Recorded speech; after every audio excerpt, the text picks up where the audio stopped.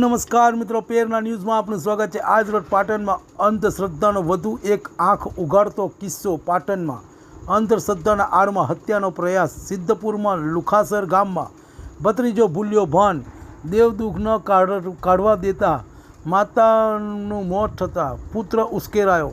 કૌટુંબિક ભત્રીજાએ ઘરમાં સૂતા કાકા પર કર્યો હુમલો।